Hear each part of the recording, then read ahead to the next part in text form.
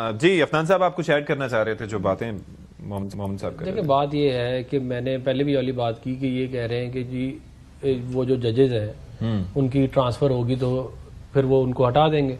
तो बात ये है कि जुडिशल कमीशन वो ये कह रहे हैं कि अगर कोई कॉम्पिटेंट जज है और वो सही फैसले दे रहा है, उसी पे आ रहा हूँ, तो फिर अगर आप उसको हटा देंगे, फर्ज करें हम हटाने की कोशिश करते हैं जो इन्होंने बात की है, तो वही वाली बात है ना कि जुडिशल कमीशन ऑफ पाकिस्तान में अगर सारे ही लोग जो हैं वो इस तरह के हैं कि जो 13 में से 8 लोग भी, 13 में से 6 लोग भी अगर आप नहीं मैनेज, 6-7 लोग भी आप मैनेज नहीं कर रहे हैं और सारे के सारे लोग ही दूसरों के साथ मिल गए, तो फिर तो आप कोई तरीका ही नहीं है ना किसी मसले को हल करने का।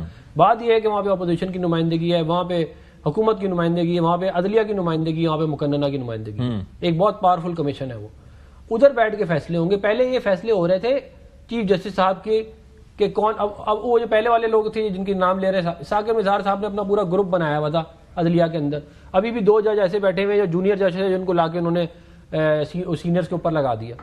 आज भी वो जज बैठे हुए सुप्रीम कोर्ट में। लेकिन एतराज यहाँ पर ये है कि जो सारी की सारी तथहीर आप लोग कर रहे हैं ना, वो तथहीर है एट द टॉप लेवल। हमारा एतराज ये है कि जो 80% से ज्यादा पेंडिंग केसेस हैं लोअर जुडिशरी में जहां लोगों की जूतियां घिस जाती हैं, उसके बारे में कोई नहीं सोचता। लेकिन बात ये है कि उस पर कुछ भी नहीं होगा। हमने तो अदलिया की बहुत सारी रिफॉर्म्स जो है वो पहले भी की हैं।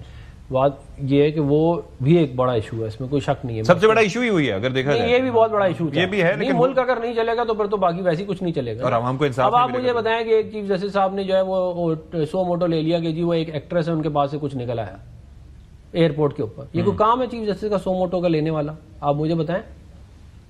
एक चीफ जस्टिस साहब ने जो है वो हॉस्पिटल बंद करवा दिया, PKL है। एक चीफ जस्टिस साहब जो है वो कहते हैं कि जी मैं शेख रशीद की करने के लिए जा रहा हूँ, नस्ला टावर तोड़ दिया पूरा। आप यकीन करें वहाँ जो लोग थे बेचारे, उसमें से 2 लोगों को हार्ट अटैक हो गया, मर गए। I remember. अच्छा, उनका तो कसूर नहीं है ना। उन लोगों को पकड़े जिन्होंने गलत NOC दी थी, जिन्होंने जमा पूंजी लगा के वो अपार्टमेंट लेते और आसान नहीं होता, किस्तें भर भर के आपकी जिंदगी गुजर जाती है। It's never easy.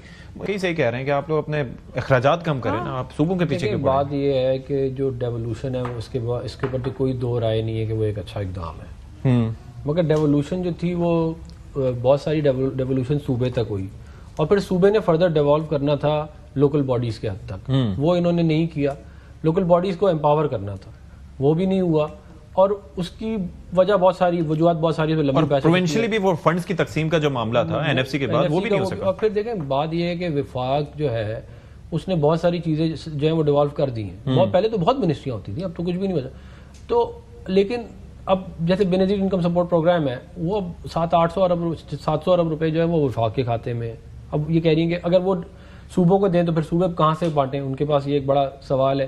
फिर बुनियादी जो प्रॉब्लम आ रहा है ना, जो बुनियादी प्रॉब्लम है, सारी प्रॉब्लम के जो मेन जो उसका आप समझ लें कि वो क्रक्स है, वो ये है कि आप बजट बैलेंस नहीं कर पा रहे।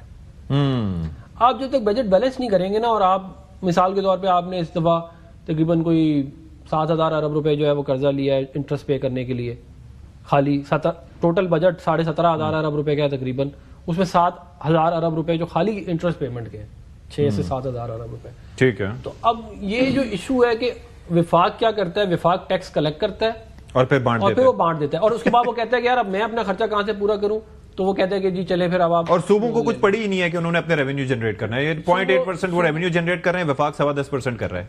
That's an issue as well. हाँ, मतलब पंजाब में इस दफा मरियम नवाज साहबा ने तकरीबन 1,000 अरब रुपए का टारगेट रखा है। ठीक है। लास्ट ईयर 900 अरब रुपए, 800-900 अरब रुपए लास्ट ईयर भी किए। ठीक है। तो इंशाल्लाह पंजाब में तो ये तकरीबन 1,000 अरब